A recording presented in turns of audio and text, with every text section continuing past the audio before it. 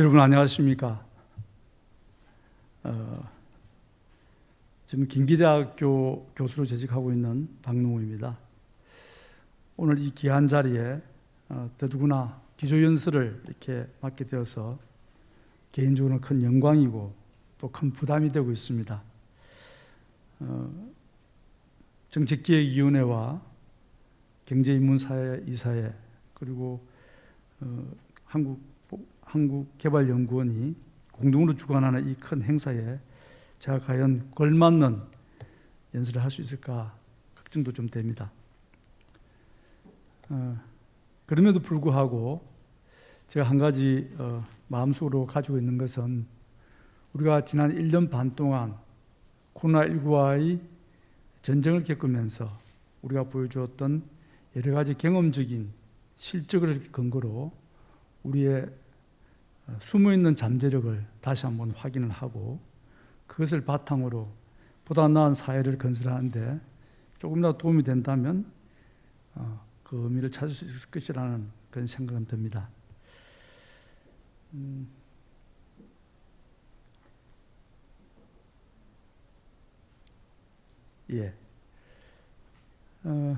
지금 여러분 잘 아시다시피 코로나는 진행 중인 위기 상황입니다. 좀 더 말끔하게 정리가 되고 코로나 상황이 안정되고 난 다음에 이러한 기회를 가지게 되었다면 좀 더 기쁜 마음으로 그리고 또 가벼운 마음으로 논의를 전개해 갈 수 있겠습니다만은 지금은 코로나 상황이 진행 중인 그런 위기 상황입니다. 전 세계적으로 보더라도 작년 2020년 1월 달에 첫 환자가 나온 이래 두세 차례의 유행을 겪으면서 아직까지 가랑 진정되지 않고 있는 상황입니다. 사망자 역시 여전히 꾸준히 나오고 있습니다. 며칠 전을 기준으로 보면은 전 세계 222개국에서 코로나 확진자가 발생하고 있습니다. 그 누적 확진자 수만으로도 이미 1억 8천만 명, 엄청난 숫자입니다. 사망자 역시 거의 400만 명에 가까운 그런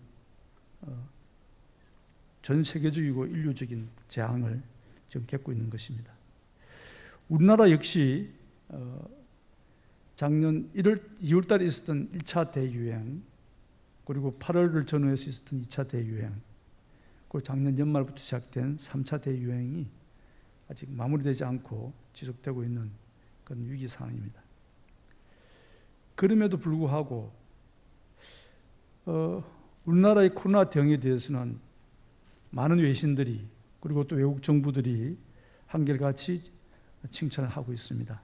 예컨대 지난 3월 달에 있었던 독일의 그 짜이트지에서는 코로나를 대응하는 6개의 지표를 내세워서 분석했을 때 4개 부문에서 한국이 1위이고 종합적으로 보더라도 선진국 중에서는 한국이 가장 뛰어난 코로나 대응을 하고 있는 것으로 그렇게 평가를 하고 있습니다.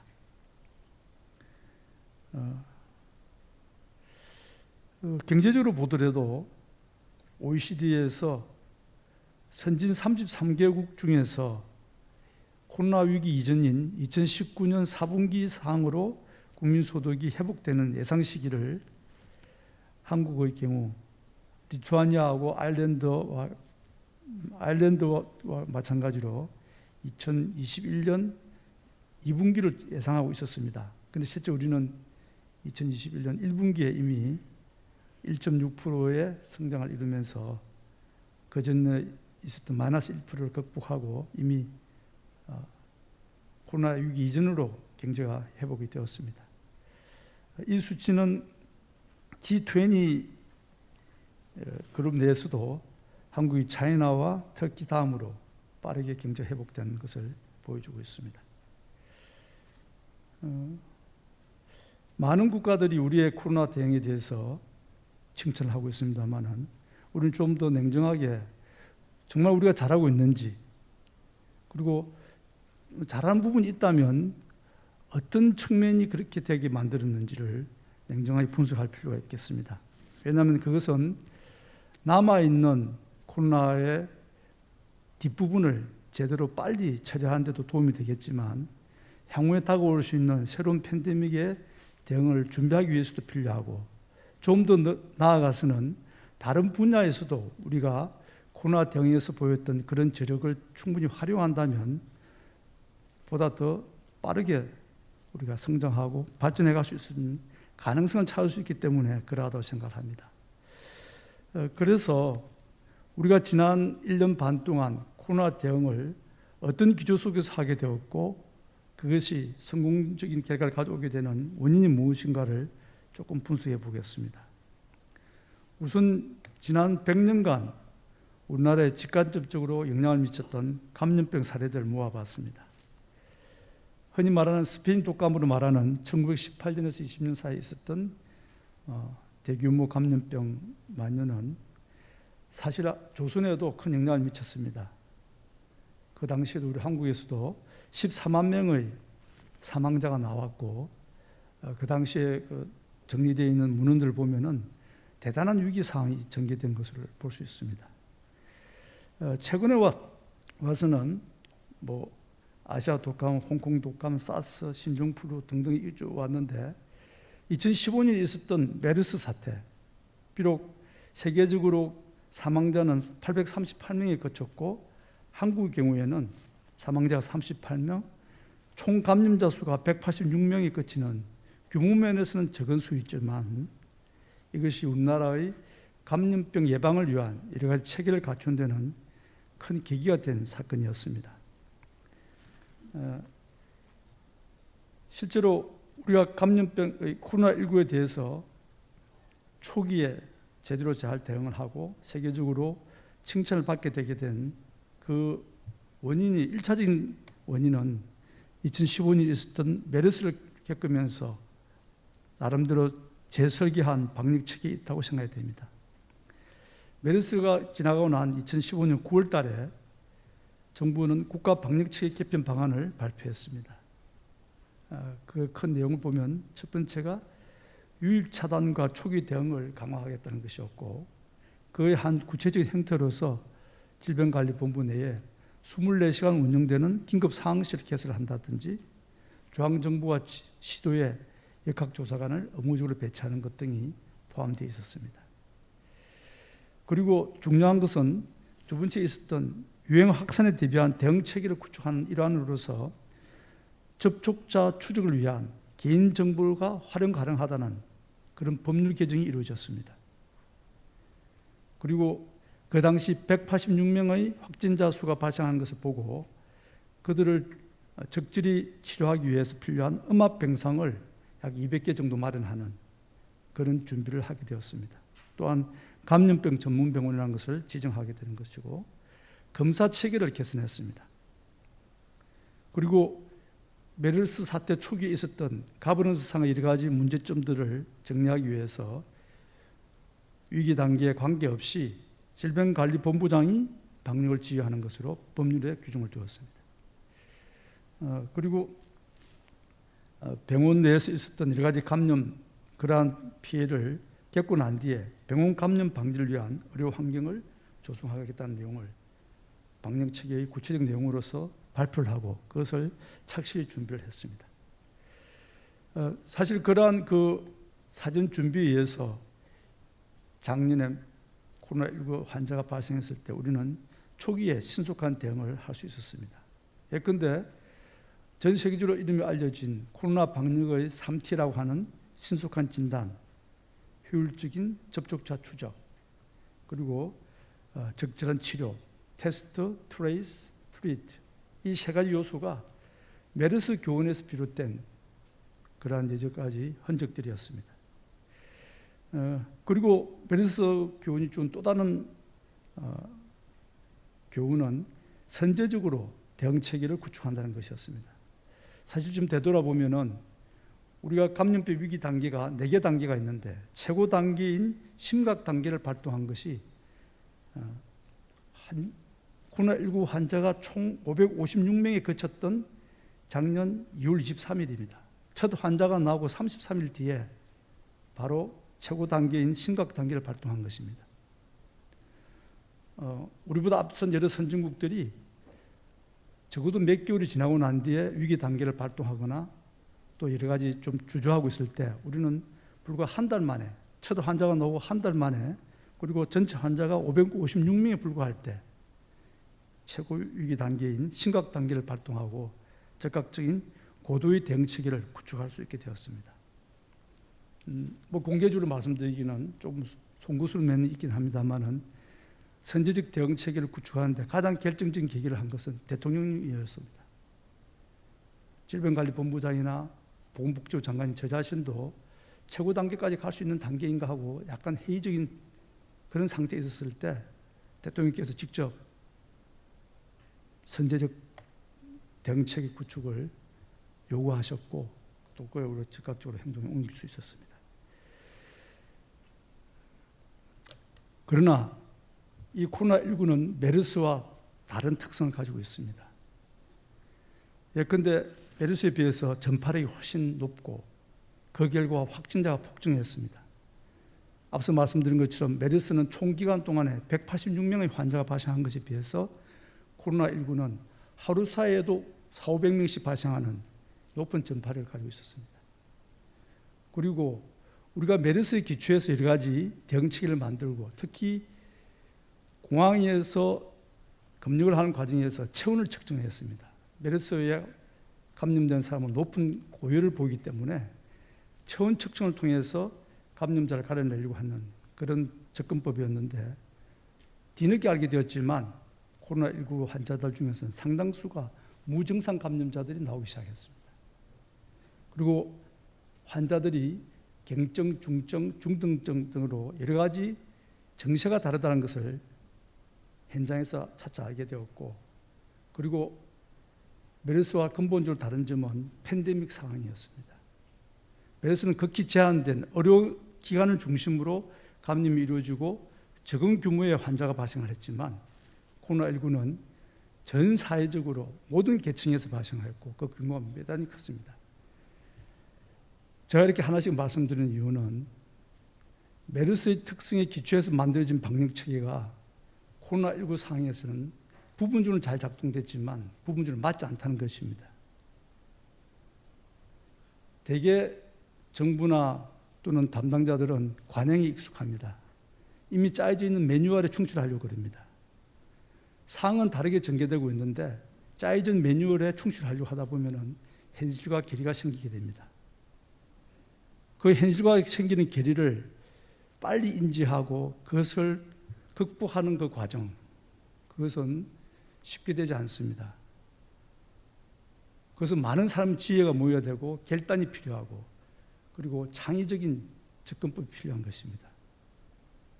우리가 코로나19 대응 과정에서 하나하나 메르스와 다른 특성을 보이는 감염 상황에 대처해가는 모든 수단들이 제가 방금 말씀드린 민주적인 토론, 상의적인 발상, 그리고 과감한 채택, 그러한 용기와 결단이 없었으면 결국 다 불가능했을 겁니다. 우리는 그러한 과정들을 위협한 점도 있지만 그러나 누구보다도 제대로 해냈기 때문에 지금 받고 있는 여러 가지 좋은 성과가 있지 않았나 그렇게 생각이 듭니다. 메르스의 교훈을 그 한계를 극복하는 과정에서 몇 가지 주요 사안들을 짚어보겠습니다. 우선 국경을 폐쇄할 것이냐 개방성을 유지할 것이냐 내부적으로나 대외적으로도 크다는 논쟁이 있었습니다. 방역적으로 보면은 국경을 폐쇄하는 것은 가장 쉽고 확실한 방안입니다. 왜냐하면 질병은 외부에서 들어오기 때문에. 그러나 여러분 아시다시피 우리 경제는 대외 의존도가 대단히 높은 경제입니다. 우리가 먹고 있는 식량부터 음식, 기초소재까지 매일매일 수많은 양이 국내로 들어오지 않으면 불과 일주일이면 국민 전체 생활이 대단히 어려워질 수 있는 그런 경제 환경 속에 있습니다. 그러나 이 감염 상황에서 방역 차원에서 본다 그러면은 국경을 개방성을 유지하기 위해서는 기존에 있었던 선 개념, 라인 개념의 방역 체계를 전면적으로 바꾼 맨 개념으로 검역을 전환해야 됩니다. 쉽지 않은 일이었습니다. 특히 의료 전문가들은 절대적 폐쇄와 선 개념의 방역 체계를 유지하자는 것을 지속적으로 요구를 했습니다.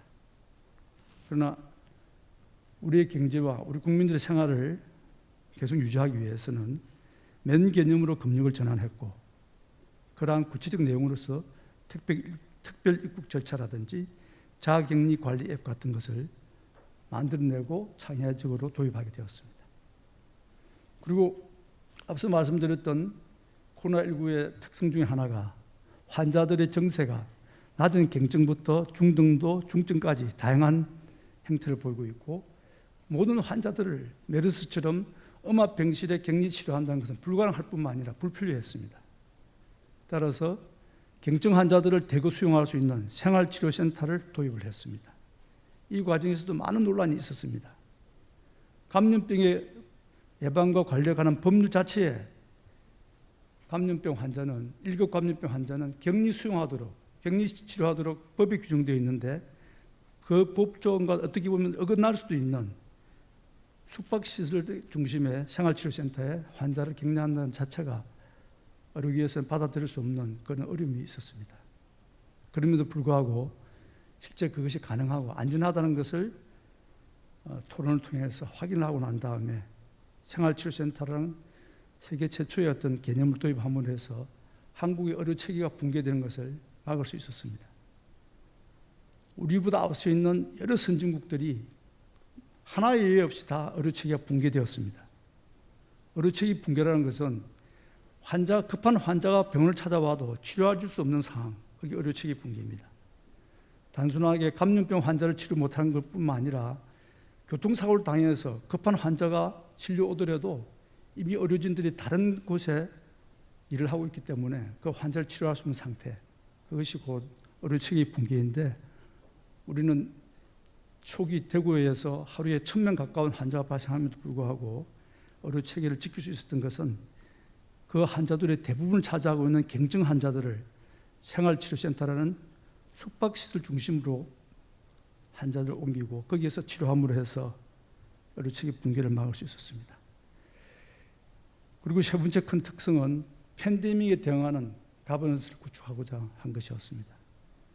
메르스 사태에서 모든 관리 질병 방역 체계를 질병관리본부장에게 맡게 되어 있었지만, 이미 팬데믹 상황에서는 방역은 단순한 보건과 의료의 분야를 넘어섰습니다.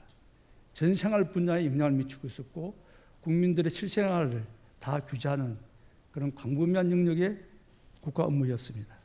따라서 당연히 국가 총력지원이 가능할 수 있는 가버넌스를 구축하고자 했고, 그것을 국무총리가 본부장이 되는 중대본을 구성해서 거기에서 모든 것을 총괄하는 가버넌스 구조를 구축했습니다. 동시에 경제 분야는 비상경제회의를 수시로 같이 개최하고, 중대본에 도는 대부분의 장관들이 경제회의에도 같이 동시에 참여함으로 해서 경제와 방역을 동시에 관장하는 그런 투 트랙의 균형 전략을 추진한 것이 우리가 방역을 제대로 해나가는 큰 도움이 되었다는 것입니다. 그리고 이 가버넌스 중에서 중요한 것은 전 부처의 장관, 정부의 주요 기관장, 시도지사, 그리고 일선 경찰서장까지 동시에 접속해서 회의를 할 수 있는 영상회의 체제가 구축되었다는 것입니다. 아마 이것은 전 세계적 예를 찾아보기 힘들 것입니다. 동시에 뜨는 화면은 30개 정도 남짓하지만 그 30개의 화면을 같이 보면서 그 논의를 지켜보고 있는 하위 단위의 여러 기관장들이 어떻게 의사가 결정되고 그리고 논의가 되는지를 다 보고 있기 때문에 아주 신속하게 의사결정이 이루어지고, 또 자신들이 필요한 것을 그 자리에서 바로 건의해서 그 자리에서 논의하고, 결정된 사안에 대해서는 순간적으로 다 정부에 공유할 수 있는 그런 가버넌스 구조를 구축할 수 있었다는 겁니다. 그 범정부적인 방역 체계를 정리해보면 이렇습니다. 국무총리가 중앙방역대책본부장을 맡고, 그 아래 보건복지부 장관이 1차장, 행정안전부 장관이 2차장으로서, 보건복지부 장관은 중앙의 22개 부처위원회를 직접 협력을 구하는 그런 구조이고, 행정안전부 장관은 기초지자체와 시도지사들이 해야 할 업무, 방역에 관련돼서 해야 될 일을 지휘 통솔하는 그런 구조인데, 이 모든 기관장들과 대표자들이 하나의 회의체 안에 들어와서 동시에 회의를 진행해 간다는 그런 회의체였습니다. 실제 그것이 가능했습니다. 앞서 말씀드린 것처럼 이러한 범정부적 방역체계가 구축됨으로 해서 신속한 의사결정, 결정된 사항을 전국적으로 동시에 전파 가능하고, 결정 과정을 모두가 지켜보고 있기 때문에 그 투명성이 자동스럽게 확보되었다는 것입니다. 제가 이 기조연설을 준비하면서 과거의 기록을 한번 봤습니다. 2020년 3월 24일 중대본 회의에 이렇게 기록이 되어 있습니다. 직접 그 회의 자리에서 보관 보고자들이 방대본은 그날의 신규 환자, 사망자, 그리고 대전시장, 세종시장, 충북지사, 충남지사는 사회적 거리두기 이행상을 그날 현장에서 보고를 했습니다. 외교부는 재외국민귀국준 임시항공병 투입에 대한 방안을 보고를 했고, 시학제와 산업부는 마스크 관련된 동향과 부직포 공급 확대에 대한 현황을 보고를 했습니다. 그 밖에 32개의 기관별로 보고 자료가 올라왔는데 서면으로 대천되었습니다만, 그 내용 중에 그날 하루 동안에 국방부에서는 군인 인력 3,048명을 동원해서 공항의 검역 지원, 감염병 전담 병원 지원, 생활치료센터 지원, 소독 작업, 마스크 생산과 수송을 장병들이 지원하고 있다는 것을 보고했습니다. 그리고 문체부에서는 노래 연습장이나 집단 감염 위험 시설 21,594곳을 하루 사이에 방역상을 점검한 것이 보고되고 있습니다. 기타 제가 앞서 말씀드린 것처럼 32개의 기관에서 매일매일 이 정도 일이 이루어지고 있었던 것입니다. 팬데믹 상황에서의 방역은 의료진만 되는 것은 전혀 아닙니다. 의료진은 그 방역 상황의 일부분을 맡고 있습니다. 나머지 전 생활, 전 국민들에게 거리두기를 지켜야 되고 방역 수칙을 지키게 하기 위해서는 수많은 부처와 지자체 공무원들과 그리고 관련자들이 정말 열심히 뛰어야만 그게 가능합니다. 이러한 회의 구조상에서 수많은 조치들이 취해졌고, 그것이 각 날짜별로 사회적 거리두기 단계라든지 그리고 각종 방역규칙의 제정과 시행이 이루어졌다는 것을 이 표에서 간략히 볼 수 있겠습니다. 방역 대응의 두 번째 장은 경제적 위기 대응입니다. 2020년 한 해 동안에 정부에서는 4차례의 추경과 그리고 여러 차례의 금융 지원을 통해서 총 570조의 코로나19 대책에 대해서 지원이 있었습니다. 직접 지원이 310조 원, 간접 지원이 260조 원. 외국에 비해서는 그렇게 큰 규모는 아닙니다만은 우리 정부로서는 과거의 경험에 비해서는 상당히 큰 규모의 경제적 지원이 있었던 것으로 생각이 됩니다. 실제 1997년에 있었던 외환위기 때 그때도 추경이 있었고, 2009년 글로벌 금융위기 때도 추경을 통해서 여러 가지 경제적 대응을 했습니다만, 그 당시에는 1% 내외의 GDP 1% 내지 1.5% 정도의 추경 규모였던 것에 비해서 2020년에는 약 3%를 상회하는 그런 상대적으로는 큰 규모의 재정 투자가 있었습니다. 그러한 그 재정 투자는 다른 그 나라에 비교했을 때 그렇게 적지도 않고 많지도 않은 중간 정도에 해당하는 것이라 되겠습니다. 우리나라가 2020년에 위기 대응과 코로나 위기 대응을 위해서 썼던 재정과 유동성 지원 규모가 GDP 약 14.7%이고 G20 국가 중에서는 중간에 해당하는 11위에 해당되는 것으로 그렇게 집계 되고 있습니다. 이러한 그 방역 대응을 해가는 전반적인 것의 큰 특징 중 하나는 정부 정책 중에서 여러 그런 곳이 다수 있긴 합니다만은 정책을 집행하고 설계하는 공직자들이 비교적 명확한 그리고 의식적인 의식을 하고 특정한 가치를 의식을 하고 정책을 설계하고 집행했다는 것입니다. 그것이 곧 포용과 핵심입니다. 이것은 사후적으로 설명을 이렇게 할 수 있는 것이 아니라 실제 방역 대응 정책을 설계하고 집행하는 과정에서 수시로 그 내에서 포용과 핵심이 필요하다는 것을 수시로 이야기하고 그것을 구체화시켜 나갔습니다. 즉 이웃의 건강이, 내 주변의 이웃의 건강이 내 건강의 원천이라는 것이 포용을 우리가 받아들일 수밖에 없는 그런 방역의 원칙이 되었습니다. 그래서 공동체 전체를 건강하게 만드는 것이 곧 개인을 건강하게 지킬 수 있는 그런 것이 되겠습니다. 그래서 구체적으로 지역적으로, 종교적으로, 국적에 따라서 연령에 또 성별에 관계없이 동일하게 방역 조치를 시행을 했습니다. 특정 지역에 감염병이 많이 발생했을 때도 절대 그 지역을 비난하거나 또 나무라지 않고 보다 더 많은 지원을 해줬습니다. 대구 경북 지역에 코로나 환자 발생했을 때 법에도 없는 특별 재난구역을 특별 감염병 구역이라는 이름으로 설정을 해서 특별한 지원을 해드렸습니다. 종교적으로도 마찬가지입니다. 외국인에 대해서도 국적 관계없이 동일한 대우를 했습니다. 연령, 성별에 관계없었습니다. 오히려 외국인 근로자라든지 노숙자와 같은 의료 취약 계층에 대해서는 선제적으로 더 찾아가서 두텁게 보호하는 그런 포용적인 방역 대책을 시종일관 수행했다는 것입니다. 동시에 핵심입니다. 우리가 목표를 설정하고 그 목표를 달성하기 위한 수단을 찾아가는 과정에서는 끊임없는 핵심이 필요했습니다. 앞서 말씀드린 것처럼 방역의 프레임을 바꿔야 됐고 개별 어떤 문제가 발생했을 때 그 문제를 풀 수 있는 방법은 과거의 예로는 찾을 수가 없었습니다. 왜냐하면 코로나19는 새로운 신종 감염병이었고 특성이 달랐기 때문에. 그래서 핵심적인 대처가 필수 불가하게 됐고 문제는 어떻게 하면 그 방법을 찾아낼 수 있게끔 분위기를 만들고 여건을 만드느냐였습니다. 결국 그 해결 방법은 많은 사람들이, 그것이 공직자이건 외부에 있는 전문가이건 일반 국민이건 문제 해결에 도움이 될 수 있는 다양한 해결 방안을 자유롭게 제안할 수 있게끔 만들고 제안된 안에 대해서는 토론과 실증을 통해서 효과를 검증하고 검증된 것에 방법에 대해서는 신속하게 채택해서 시행하는 그런 핵심의 여건을 만들고 실제 집행하는 것이 중요했습니다.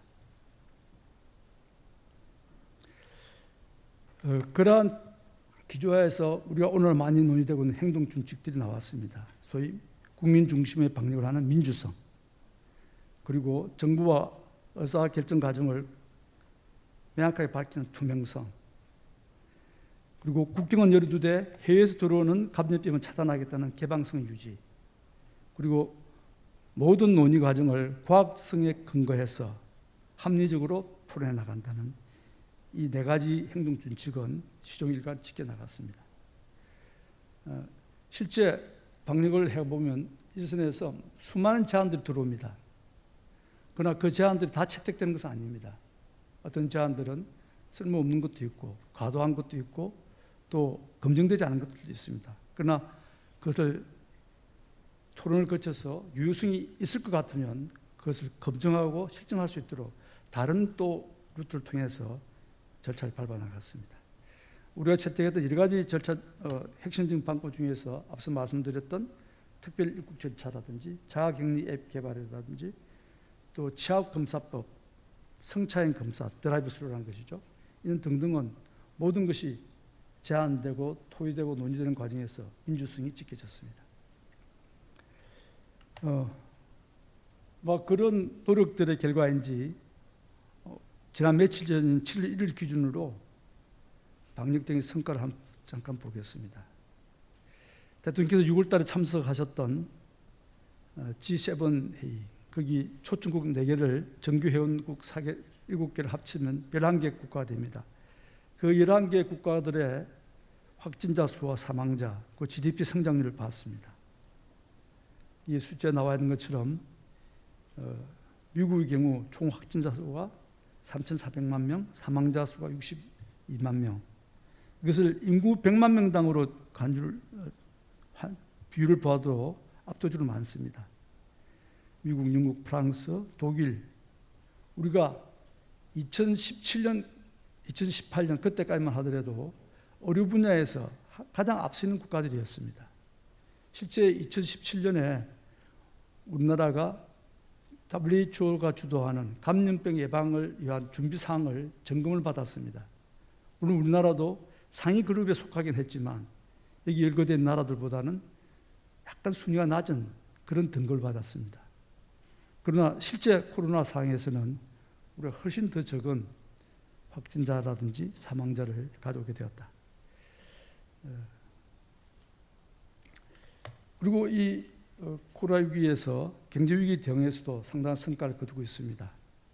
2019년에서 2020년 코로나 1년을 겪으면서 한국의 경제 규모는 2019년에 12위에서 2020년에 위기 속에서 오히려 10위로 상승하는 그런 일이 나타났고요. 상공오공 클럽 7개 국가 내에서도 한국의 실질 GDP 수준이 2021년 올해 1분기에 이미 2019년 4월 코로나19 이전으로 회복되는 유일한 국가가 되었습니다. 그럼 이런 성과를 가져온 우리의 강점이 무엇인가?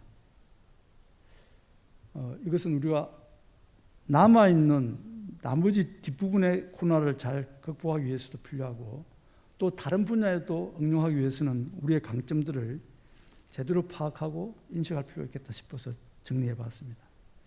우선 지적하고 싶은 것이 사회적 인프라입니다. 특히 전 국민들에 대한 건강보험제도가 확보되어 있는 것. 이것은 확진자들의 의료 접근성을 보장했고 그리고 의료 자원과 의료 인력에 대한 민주적 통제를 가능하게 만드는 그런 사회적 제도입니다. 우리나라가 지금 공공의료 체계가 아주 미약합니다. 실제 공공병상은 10% 정도밖에 안 됩니다. 그럼에도 불구하고 공공의료에서 코로나 환자의 80% 이상을 치료했습니다.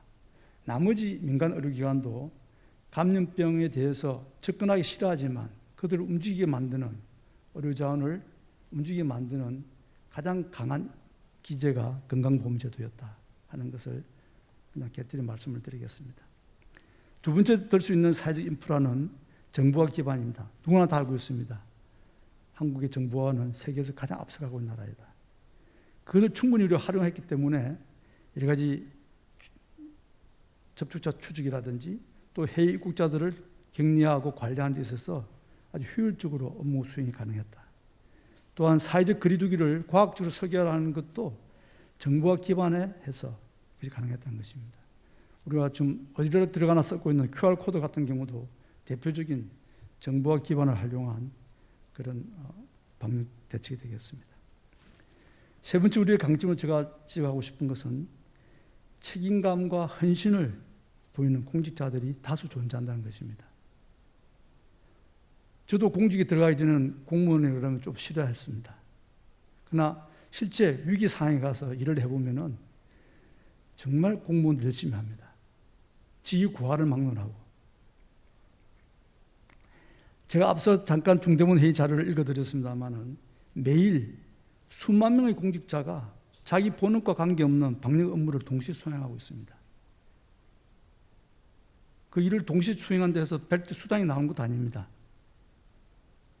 그렇지만 공항 검역 과정에서나 고위험 시설을 관리하거나 또는 환자들을 격리하거나 이송하거나 그 모든 과정에서 헌신하고 있는 공직자들이 있다는 것입니다. 그리고 앞서 말씀드린 것처럼 비중 10% 미만이고 시설도 매우 열악한 공공병상들, 공공의료원들이 확진자의 80% 이상을 담당해서 치료를 했습니다. 그분들의 그 수고와 그분들의 헌신에 대해서 이 자리를 빌어서 다시 한번 감사를 드리고 싶습니다. 네 번째 제가 지적하고 싶었던 우리의 강점은 민주 역량이 축적되어 있다는 것입니다. 국민들의 자발적인 방역 수칙을 준수하는 것도 물론이거니와 공직사회 내에도 이미 상당히 민주 역량이 축적되어 있습니다. 이제는 윗사람이 함부로 말한다 해서 듣지 않습니다. 이미 계기 없는 토론, 그리고 적극적인 정책 제안들이 공직사회에 많이 만연되어 있습니다. 그것을 잘 모르고 공직사회를 대하면 오히려 역효과가 날 수도 있겠다. 우리의 민주 역량은 공직사회에 일반 국민 그리고 전 사회적으로 이미 확산되어 있고 축적되어 있다. 그것을 좀 더 잘 활용할 수 있는 방안을 우리가 고려할 필요하겠습니다. 마지막으로 제가 꼽고 싶은 우리의 강점은 정부의 리더십입니다. 우리 국민들이 자발적으로 방역에 참여하는 것은 결국 그것을 가능하게 만들어낸, 이끌어낸 정부의 위기관리 리더십이 있지 않은가 생각합니다. 가장 높은 자로부터 그리고 중간 단계, 그 아래 단계에 이르기까지 정부의 리더십이 이번에 코로나19 대응 과정에서 빛을 발했습니다. 잘한 것만 있는 건 아닙니다. 우리가 더 보완해야 할 점도 많다고 생각합니다. 우선 좀 더 철저하게 작년 12월 이후 3차 유행 이후에 좀처럼 줄지 않고 있는 확진자 발생, 그 원인을 정확하게 규명할 필요가 있습니다. 그리고 사회적 거리두기가 장기화되면서 일부 무력화되어 버린 방역 지침들도 보입니다. 그것을 빨리 가려내서 보완하는 것이 필요할 거라 생각됩니다. 그리고 게임 체인저로서 등장한 백신 접종, 이것을 신속하게 많은 국민들에게 보다 빠르게 수행할 수 있는 그런 과단성이 필요하고, 코로나19가 어느 정도 진정되고 난 뒤에 필요한 백신 여건이라든지 트래블 버블 같은 국민들의 편의를 증진시킬 수 있는 다양한 조치들도 사전에 미리 충분히 준비해둬야 될 것입니다. 제가 결론적으로 말씀을 드리면은 감염병의 특성도 다르고 환경도 전혀 다른 새로운 사태 측면에서 우리가 문제를 풀고 성과를 낼 수 있었던 가장 근본적인 동기는 문제를 해결하겠다는 핵심적인 그런 동기입니다. 그리고 그러한 핵심적인 방안이 가능하게끔 만드는 민주적인 여건, 분위기, 리더십, 이것이 저는 중요하다 봅니다. 이것은 단지 코로나19의 대응과 극복에만 국한되지 않고 우리 사회 여러 영역에도 적용될 수 있는 우리의 잠재력이고 우리의 힘입니다. 그것이 구체적으로 나타나는 것이 경제의 빠른 회복이고, 또 과학 분야도 그럴 수 있고 교육 분야도 그럴 수 있고, 우리 국민들의 전체적인 생활 영역, 문화 영역에서 나타날 수 있는 그런 잠재력이라고 생각합니다. 지금 코로나19가 한창 진행되고 있는 중간 단계이지만 우리가 초기에도 전혀 모르는 상황에서도 적극적으로 대처해 나갈 수 있던 것과 마찬가지로 앞으로 남은 기간 동안에는 사실 백신이라는 것이 나왔기 때문에 향후 방역당국이 승리를 할 수 있는 여건이 형성되어 있습니다.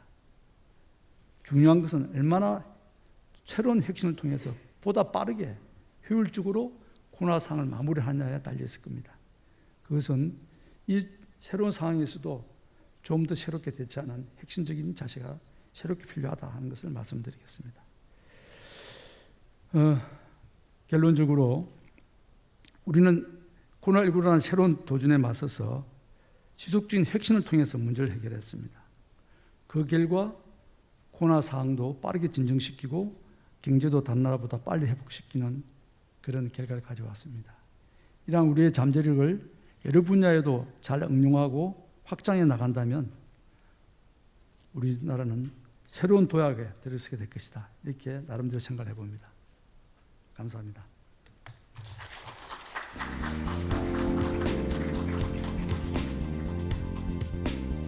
네, 박노 교수님 기조 강연 감사드리겠습니다.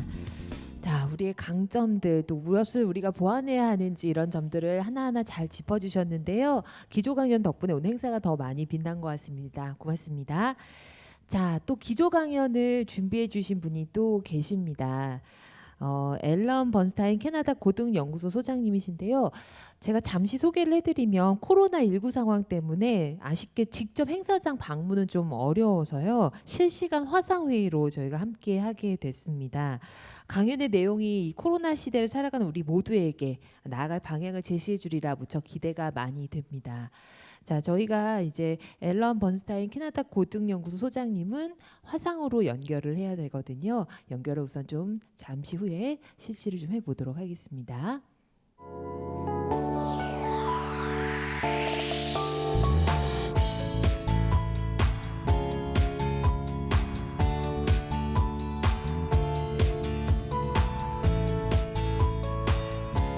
I'll begin now. I would like to first 네, begin by 시작하도록 하겠습니다. thanking and 이 acknowledging the 기회를 빌어 organizers of 주최 this 측 very, very 여러분들께 important 감사의 말씀을 symposium. 드립니다. It's an 이 honor for me 중요한 to be 회의를 준비해 participating 주셔서 in it, 감사드리고 discussing the 이렇게 future of 함께 Korea and the 한국의 Korean 미래와 government, 한국 and 정부의 especially on 미래를 the theme of 살펴볼 수 inclusivity, 있도록 which is 기회를 very 주셔서 important to me, 영광스럽게 but 생각합니다. also very important to CFAR. As we 이 heard from 주제는 저 Professor 개인적으로도 Quinn Lee, the 중요하게 Vice Chair of the 생각하지만 National Economic 캐나다 Advisory 고등 Council, 연구소에서도 Professor 중요하게 Lee is 생각을 a 하고 CFAR 있습니다. fellow in our program at 지금 CFAR 함께하고 on 계신 이 innovation, equality, and the 교수님께서도 future of prosperity. CFAR에 So you can see that 함께하고 계신 that theme is 학자이십니다. very 그래서 important 지금 to 우리가 CFAR 함께하고 as 있는 it 이 is now to 주제는 Korea as well. CFA에게도 중요하고 We are 한국에게도 on a 중요한 very, 주제로 the 알고 world is on a 있습니다. very, 전 interesting 세계는 and 현재 critical 아주 journey and 흥미로우면서도 reached a critical 중요한 juncture 여정에 와 during this 있고 historic 또 이 pandemic. It is the 역사적인 pandemic 팬데믹에서 아주 that 중요한 has 기로에 affected 서 more 있습니다. people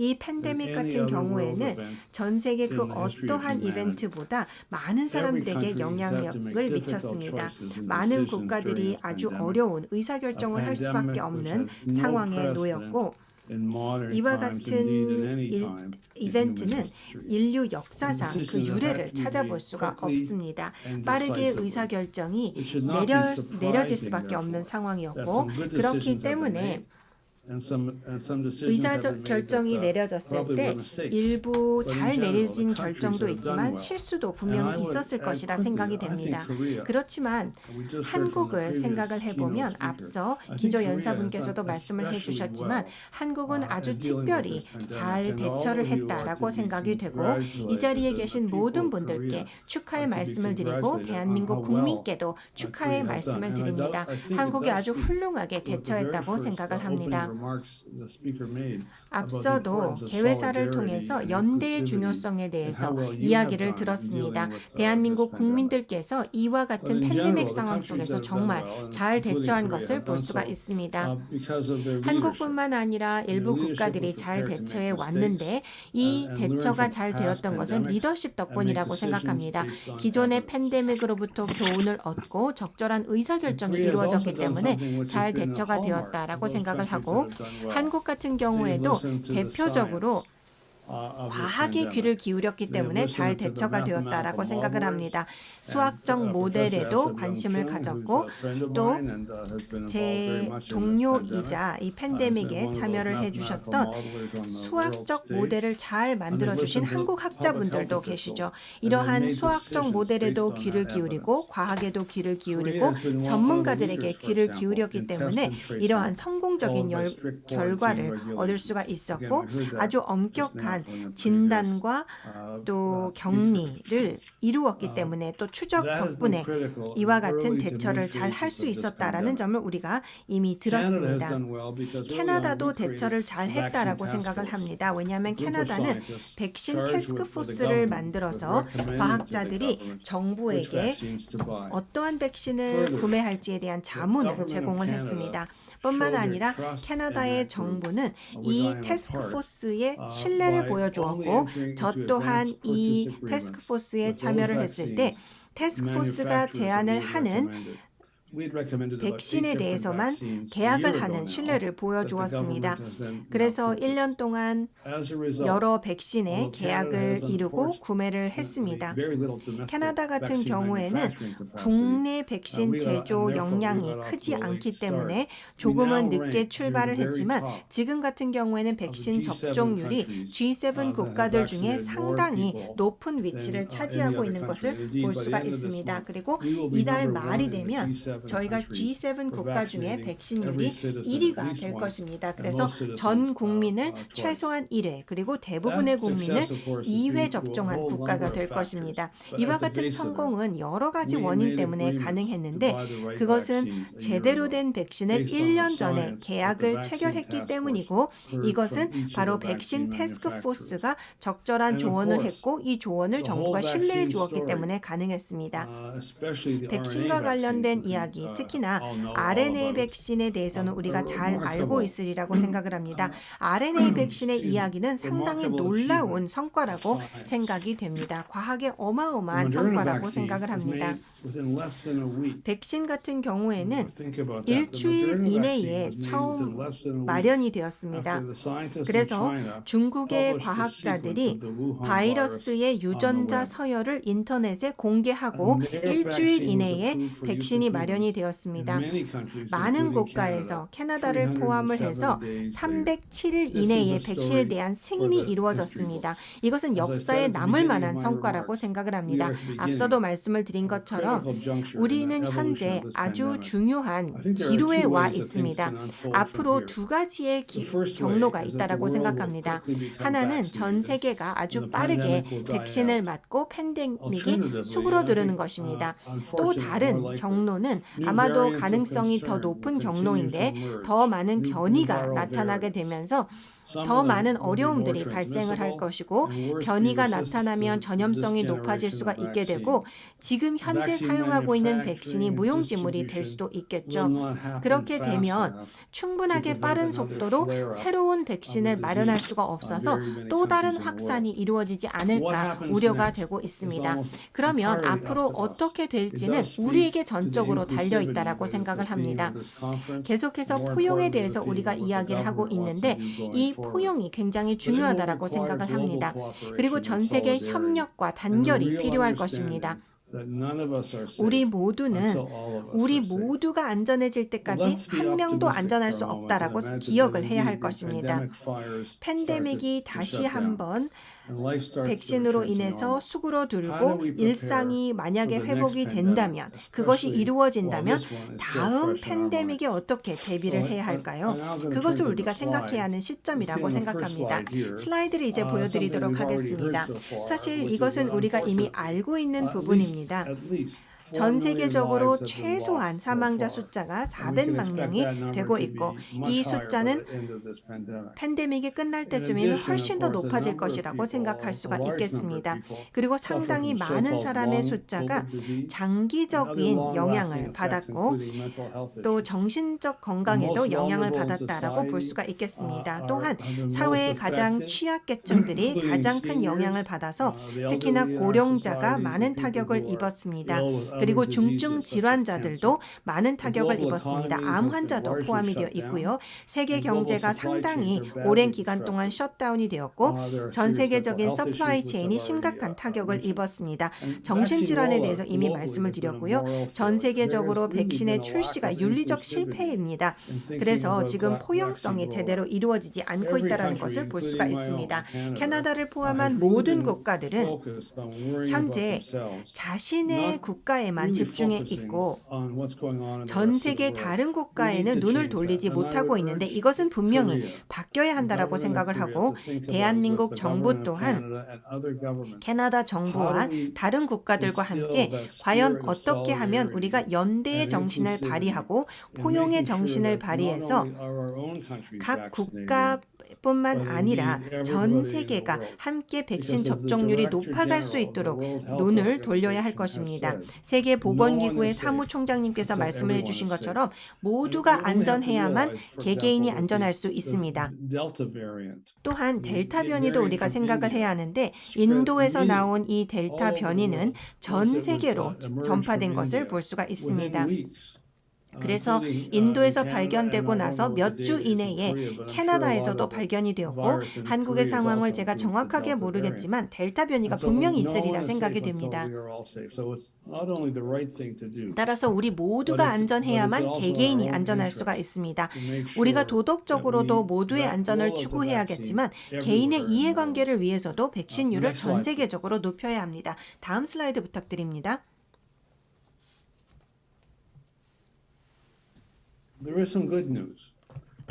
하지만 분명히 희소식도 있습니다. 전통적인 보건 조치들, 예를 들어서 마스크를 쓰고 거리 두기를 하고 손 씻기 등을 하는 것이 상당히 효과적이다라는 것을 발견하게 되었습니다. 그래서 이 호흡기 바이러스를 확산하는 것을 예방하는 데 굉장히 효과적이었고, 이것은 코로나 바이러스뿐만 아니라 다른 호흡기 바이러스도 마찬가지입니다.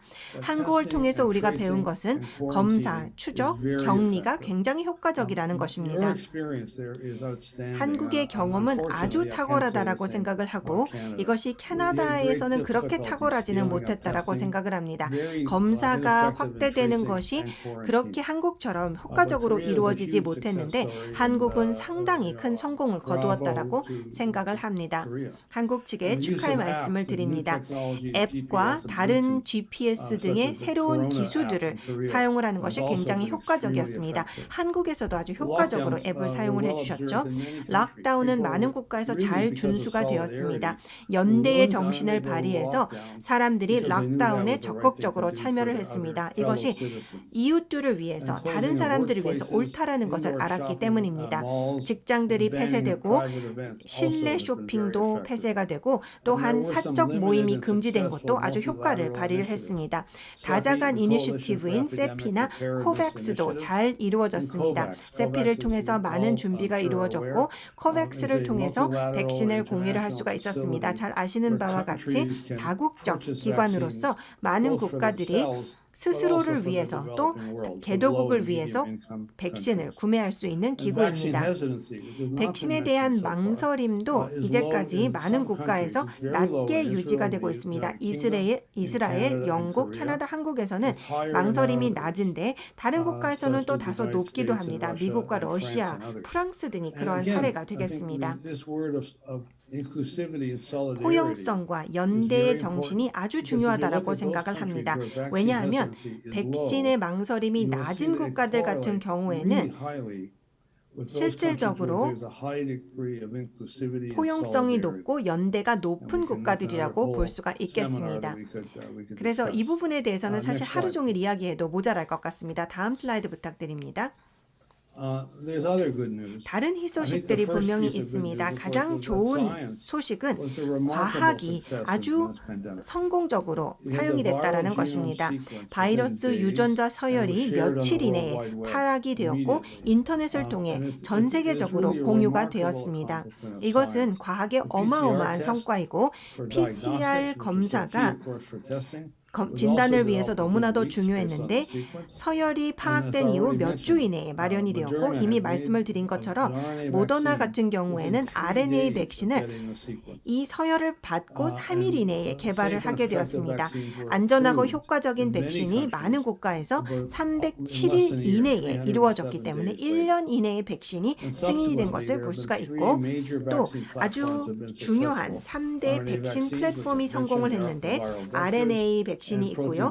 또 바이러스 매개체 백신이 있고 프로틴 서브 유닛 백신이 있습니다. 지금 현재 아주 잠재력이 높은 노바백스 등의 단백질 서브 유닛 백신이 이제 곧 출시될 예정입니다. 과학적 성공이라는 것은 여러 가지 요소를 근간으로 하고 있는데 우선 기초과학 연구가 기본이 되었습니다. 이러한 기초과학 연구는 코로나와 상관없이 수십 년 동안 진행이 되었지만 이 기초과학 덕분에 바이러스가 생겨났을 때 과학적 성공을 이룰 수가 있었고 전 세계적인 협업이 중요했으며 과학자들의 속도가 너무나도 중요했습니다. 뿐만 아니라 과학과 공공정책의 결합과 협력이 아주 중요했다라고 생각이 됩니다. 결국 과학과 정부의 협력이 중요했고 민간 파트너십이 중요했습니다. 즉 정부 기업의 협력이 중요했습니다. 이러한 요소들 덕분에 백신과 검사가 팬데믹에서 보여준 것처럼 아주 빠르게 마련될 수 있었습니다. 다음 슬라이드 부탁드립니다. 그러면 다음에는 어떻게 더 잘 할 수 있을까요? 말씀을 드린 것처럼 과학이 굉장히 핵심적이었고 이것은 늘 중요합니다. 물론 과학을 더 빠르게 발전시킬 방법이 있고 이 부분에 대해서는 차후에 말씀을 드리도록 하겠습니다. 조기 발견이 늘 중요합니다. 빠르게 발견을 하게 되면 새로운 바이러스를 빠르게 발견하게 되면 이것이 팬데믹이 될 수 있다라는 잠재력을 발견하게 되면 빠르게 멈추게 할 수가 있습니다. 부엌에 불이 났을 때도 마찬가지입니다. 빨리 발견하면 빨리 불을 끌 수가 있는 것입니다. 토론토에는 블루닷이라는 회사가 있습니다. 이 블루닷 회사는 GPS와 여러 기술들을 활용을 하는 회사인데 12월 중반에 먼저 우한에서 이상한 일이 발생하고 있었다라는 것을 발견을 했고 아마도 그때가 바이러스의 초기가 아닐까 생각을 합니다. 우리는 이제 다음 팬데믹을 위해 준비해야 합니다. 이전 팬데믹이 아니고 다음 팬데믹을 준비해야 합니다. 다음 팬데믹도 이전 팬데믹과 같겠다라고 생각하면 쉽겠지만 팬데믹마다 바이러스가 다르기 때문에 우리는 민첩하게 움직일 수가 있어야 하고 다음 팬데믹을 위해 유연하게 대처할 수 있어야 합니다. 다자간 기구도 중요합니다. 세계보건기구와 코백스, 세피가 굉장히 중요한 역할을 했고 앞으로도 중요한 역할을 하게 될 것입니다. 백신과 치료제를 마련하는 데 핵심적인 역할을 했기 때문에 지속 가능한 펀딩을 제공을 해 주어야만 이 다자간 기관들이 계속해서 제 역할을 할 수 있을 것입니다. 우리는 함께 해야만 발전할 수가 있게 됩니다. 백신 제조도 마찬가지입니다. 캐나다에서의 백신 제조는 지금 큰 이슈가 되고 있습니다. 캐나다 같은 경우에는 충분한 제조 시설이 없는 상태입니다. 아마도 한국도 마찬가지로 제가 알고 있습니다. 그리고 분명히 아프리카도 마찬가지입니다. 따라서 백신 제조 시설의 확장이 필요합니다. 차기 바이러스가 생겨나게 됐을 때 새로운 바이러스나 박테리아가 마련이 되었을 때 백신 제조 시설이 미리 마련이 된다면 전 세계적으로 빠르게 제조를 확대해 나갈 수 있기 때문입니다. 앞서 307일 이내에 안전하고 효과적인 백신이 마련이 되었다라는 점을 말씀을 드렸습니다.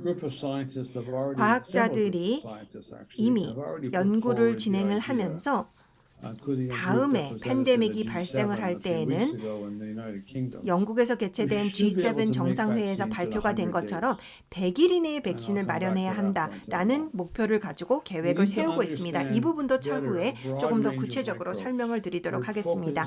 보다 많은 미생물에 대해서 이해도를 높여야 합니다. 이렇게 미생물에 대한 이해도가 높이게 된다면 훨씬 더 빠르게 대처할 수가 있게 됩니다. 예를 들어서 특정 균들 같은 경우에는 앞으로 인간과 동물의 건강에 기후 변화 때문에 더 큰 영향을 미치게 될 텐데 균에 대해서 지금 많은 연구가 이루어지지 않은 상태입니다. 따라서 우리가 이 다양한 미생물 군에 대해서 이해를 해야 할 것이고 이 미생물 군들이 차후에 팬데믹을 일으킬 수 있는 가능성에 대해서 이해도를 높여야 할 것입니다. 임상의 속도를 높이기 위해서는 특정한 바이러스나 백신을 기다리는 것이 아니고 바로 특정 바이러스 군에 대한 보호를 연관성 있게 살펴보는 것입니다. 이 연관성을 기준으로 해서 특정 바이러스 군에 대한 보호를 찾게 되는 것입니다. 이런 연관성을 파악하게 된다면 이 연관성을 사용을 해서 백신을 마련을 하는데 속도를 높일 수가 있게 됩니다. 특히나 임상의 속도를 높일 수가 있게 됩니다. 플랫폼 기술도 생각해 봐야 합니다. RNA나 바이럴 벡터라든지 혹은 단백질 서브 유닛과 관련된 플랫폼 기술들이 미리 준비가 되어야 할 것입니다. 어떻게 보면 소방서를 미리 마련을 해두고 모든 장비를 마련해 두어야만 불이 났을 때 바로 불을 끌 수 있는 것처럼 플랫폼 기술이 마련이 되어야 한다고 생각합니다. 다음 바이러스가 어떤 것이든 상관없이 사용될 수 있는 플랫폼이 마련이 되어야 하고 이러한 플랫폼 들이 마련이 되어야만 치료제도 백신도 빠르게 마련이 될 수가 있게 됩니다. 또 디지즈 X 접근이라는 것을 채택해야 합니다. 앞으로 다음 팬데믹이 무엇이 될지 알 수가 없습니다. 그렇지만 예측할 수 있는 것은 팬데믹이 또 발생할 것이라는 것입니다.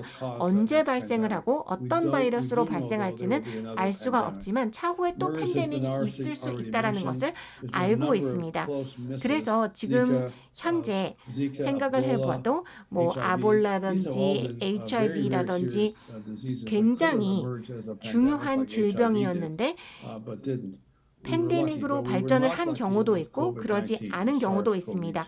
그런데 코로나 같은 경우에는 팬데믹으로 발전을 했죠. 따라서 우리는 어떠한 바이러스가 앞으로 팬데믹을 발전을 시킬지, 어떠한 박테리아, 어떠한 균이 다음 팬데믹을 일으킬지는 모르지만 일단 팬데믹이 발생을 하면 그것에 대해서 빠르게 대처할 수 있도록 질병 X 접근을 해야 합니다.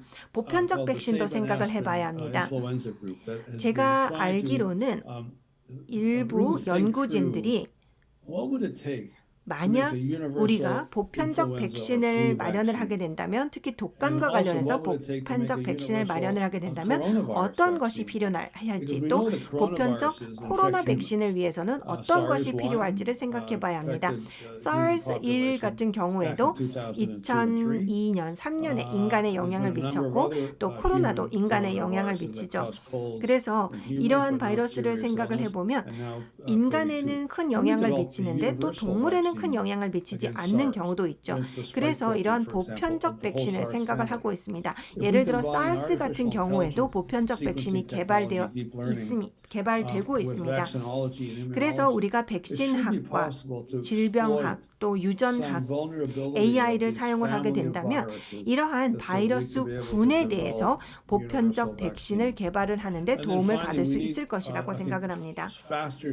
그리고 더 빠르게 움직이고 더 스마트한 국제적으로 조화된 규제 제도가 필요합니다. 백신의 승인은 물론 안전할 때만 승인이 되어야겠죠. 그렇지만 안전한 백신에 대해서는 더 빠르게 승인이 될 수 있는 제도가 필요합니다. 제가 생각하기에는 오늘의 컨퍼런스의 포용이라는 주제와도 잘 맞는다라고 생각합니다. 한 국가씩 승인하는 것이 아니고 우리가 같이 규제 제도를 마련을 한다면 빠르게 승인을 할 수가 있게 되겠죠. 다음 슬라이드 부탁드립니다. 이 슬라이드는 플로린과 클레머가 콜롬비아 대학교에서 진행한 연구에서 인용을 한 슬라이드가 되겠습니다. 어떻게 하면 더 빠르게 백신을 100일 이내에 마련할 수 있을지에 대한 과정입니다. 가장 위쪽으로 보시면 우리가 감시를 강화를 해서 아주 민감하게 블루닷이나 GPS 기술 혹은 PCR 기술 등을 사용을 해서 즉각적으로 새로운 팬데믹의 시작을 감시할 수 있고 발견할 수가 있어야 합니다. 그리고 100개에서 100개의 백신 스트레인을 선택하게 됩니다. 이미 여러 바이러스 군에 대한 백신들이 마련이 되어 있다면 이것을 바탕으로 해서 발견한 바이러스에 대해서 50개 내지 100개의 백신 스트레인을 선택을 하게 되고 이것을 바탕으로 해서 GMP 재료를 미리 갖고 있다가 백신을 비축을 해서 스트레인만 업그레이드하는 형태로 백신을 마련을 하게 됩니다. 또한 이미 말씀을 드린 것처럼 인간 바이러스로부터 보호를 높이기 위해서 어떠한 연관성이 필요한지를 미리 파악을 해두어야 합니다. 이것이 바이러스 군별로 파악을 해야 하는데 새로운 바이러스가 생겨난다. 예를 들어서 2019년에 12월에 코로나가 발생을 한 것처럼 새로운 바이러스가 생겨나게 되면 며칠 이내에 가장 잠재력이 높은 후보들을 미리 선택을 해서 스트레인을 바꿔서 바이러스와 매칭을 해서 스트레인을 선택을 해서 GMP 제조를 바로 시작을 하게 됩니다. 그리고 이것을 이미 비축해 놓은 바이러스의 라이브러리에 비교를 해보게 됩니다.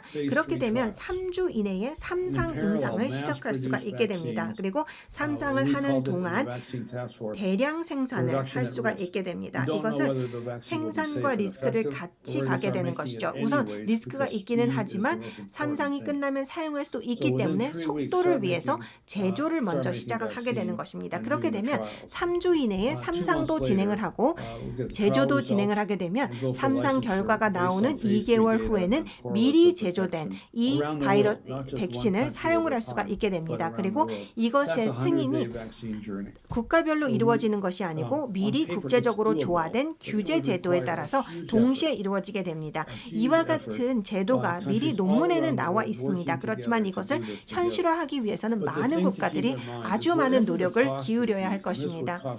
물론 이것은 많은 투자를 요하할 것입니다. 그렇지만 이것을 진행하는데 들어가는 투자를 생각을 해봤을 때 이 정도의 노력을 진행을 하는데 들어가는 투자가 어마어마하더라도 팬데믹이 발생을 했을 때 나타나는 재정적 결과와 비교를 해봤을 때 또 많은 생명을 잃게 된다라는 것과 비교해 봤을 때는 그리 큰 투자는 아니라고 생각이 됩니다. 다음 슬라이드 부탁드립니다. 이제 일반적으로 몇 가지만 더 말씀을 드리겠습니다. 제가 생각하기에는 이것은 포용이라는 주제, 연대라는 주제와도 잘 맞는다라고 생각을 합니다. 한 국가가 세계적인 위기에 대응을 할 때 이것이 팬데믹일 수도 있고 또 어떠한 기후와 관련된 부분일 수도 있는데 이것이 독립적으로 이루어지는 것이 아닙니다. 이 대응이 하나의 따로 이루어진 대응이 아닙니다. 사실 한국의 여러 가치에 대해서 많은 분들께서 이미 말씀을 해주셨습니다. 민주주의, 귀 기울이고 서로를 돌보는 포용과 연대의 정신에 대해서 말씀을 해주셨는데요. 이러한 사회적 배경이 있었기 때문에 코로나에 잘 대처를 할 수 있었다라고 생각을 하고요. 뿐만 아니라 정치적인 리더십, 또 보건 리더십, 과학적 리더십이 잘 발휘되었기 때문에 한국이라는 국가가 세계적인 위기인 팬데믹에 잘 대응을 할 수가 있었던 것입니다. 다른 국가도 마찬가지라고 생각이 됩니다. 이런 배경이 있어야 한다라고 생각을 합니다. 전 세계의 인구가 높아지게 되고 자연 환경에 인간이 점점 더 침범을 하게 되면 분명히 전 세계적인 단위의 재앙이 발생할 수 있는 가능성은 높아지고 있습니다. 이것이 팬데믹일 수도 있고 기후변화일 수도 있고 항생 물질에 대한 저항성일 수도 있고 혹은 테러일 수도 있습니다. 지진일 수도 있습니다. 그 어떠한 재앙이든 이러한 재앙의 리스크는 점점 높아지고 있다는 것이 사실입니다. 이미 컨퍼런스를 통해서 이미 이야기가 나온 것처럼 포용과 연대가 그만큼 더 중요해지는 것입니다. 전 세계적인 도전 과제가 생겨날 수밖에 없기 때문입니다. 다음 슬라이드 부탁드립니다. 마지막 슬라이드가 되겠습니다. 그 누구도 팬데믹을 선택할 사람은 없겠죠. 우리는 당연히 팬데믹을 피할 수 있으면 피했을 것입니다. 그럼에도 불구하고 팬데믹을 통해서 우리가 얻을 수 있었던 것이 분명히 있다라고 생각을 하고 이 교훈들을 우리가 반드시 얻어야 한다라고 생각을 합니다. 첫 번째로 제가 말씀을 드리고 싶은 것은 정부는 분명히 빠르게 담대하게 행동을 취할 수 있다는 것을 한국을 통해서 봤고 캐나다를 통해서 봤다고 생각이 됩니다. 사회는 각 사회마다 다르게 대처할 수가 있습니다. 왜냐하면 국가마다 다르고 사회마다 다르기 때문입니다. 팬데믹을 통해서 우리가 이것을 배운 것을 볼 수가 있습니다. 대부분의 국가들이 아주 긍정적으로 반응을 했다라고 생각을 합니다. 물론 더 잘한 국가도 있고 그렇지 못한 국가도 있지만 전반적으로 봤을 때 많은 국가들이 서로 다르게 대처했지만 잘 대처했다라는 점을 우리가 기억해야 할 것입니다. 네 번째 교훈은 다자주의가 살아있다라는 것입니다. 실제로 그 어느 때보다 더 필요한 시기라고 생각을 합니다. 그 어느 때보다 지금 현재 필요한 것은 앞으로 세계적인 도전 과제가 더 많이 발생할 것이기 때문입니다. 글로벌한 도전 과제는 글로벌한 해결책을 필요로 하고 있습니다. 그 어떠한 국가도 혼자 해결할 수가 없습니다. 그 어떠한 국가도 혼자 코로나19나 기후변화, 해수면 상승을 해결할 수가 없습니다. 그리고 또한 항생 물질에 대한 저항성도 어떤 한 국가가 해결할 수가 없고 이것이 바로 다자주의가 되겠습니다.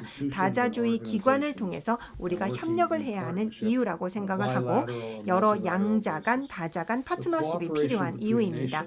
국가 간 협력, 그리고 공공기관과 민간 분야의 협력, 과학자들과 정책 위반자들의 협력은 필수적이고 앞으로 더 많은 실존적 리스크가 높아질 것이기 때문에 이와 같은 협력은 반드시 필요합니다. 저는 한국과 캐나다의 협력이야말로 아주 좋은 출발점이라고 생각합니다. 여기까지 말씀을 드리면서 다시 한번 여러분 모두에게 축하의 말씀을 드립니다. 특히나 이 심포지엄의 주최 측, 대한민국 정부 측에 축하의 말씀을 드립니다. 이 포용이라는 주제를 선택하신 것도 치아를 드립니다. 왜냐하면 이 포용이라는 주제는 CIFA에서도 아주 중요하게 생각을 하고 있습니다. 사회적 상호작용, 정체성과 웰빙이라는 주제로도 저희가 프로그램을 운영을 하고 있는데요. 노벨 경제학 수상자인 박사님께서 이 프로그램을 운영하고 계신데 이 프로그램 또한 포용과 연대를 주제로 하고 있습니다. 많은 사람들이 소속감을 느끼게 되면 더 많은 포용과 연대가 이루어지고 강력한 사회가 된다라는 것입니다. 캐나다 고등연구소 CIFA에서 또한 번영을 위한 혁신을 추구하는 프로그램도 진행을 하고 있는데 이 프로그램에서도 포용성과 연대가 아주 중요하게 번영을 위해서 다루어지고 있습니다. 경계, 멤버십, 소속감이라는 또 다른 프로그램이 운영이 되고 있는데 사회과학자들이 함께 모여서 경계에 대해서 연구를 하게 됩니다. 한 국가의 시민들과 다른 국가의 시민들 간의 경계를 이야기하고 있습니다. 시민이어야만 소속이 되는가? 이러한 주제들을 연구하고 있는데 이러한 주제들이 사실은 코로나 이전에는 생각을 많이 못했던 주제들입니다. 한국 같은 경우에는 오늘의 컨퍼런스를 위해서 포용을 선택했다라는 것이 아주 중요한 선택이었다라고 생각이 됩니다. 다시 한번 컨퍼런스의 주최 측 여러분들께 저를 기조 연사로 초청해 주신 것에 대해서 감사의 말씀을 드리면서 마무리하고자 합니다. 감사합니다.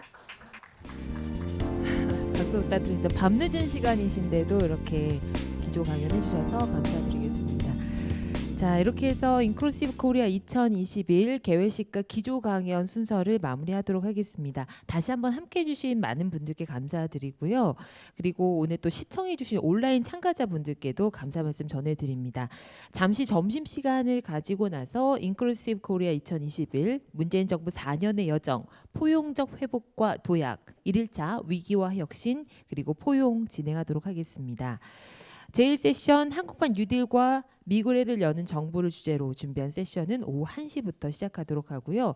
그리고 오늘 행사는 온라인으로 정말 많은 분들 참여해주고 계시는데요. 오후에 시작되는 세션부터는 실시간 시청 인증 이벤트에도 참여하실 수가 있습니다. 인클루시브 코리아 홈페이지와 페이스북 통해서 많은 참여 부탁드립니다. 자, 그럼 점심 맛있게 드시고 오후 1시에 뵙겠습니다. 고맙습니다.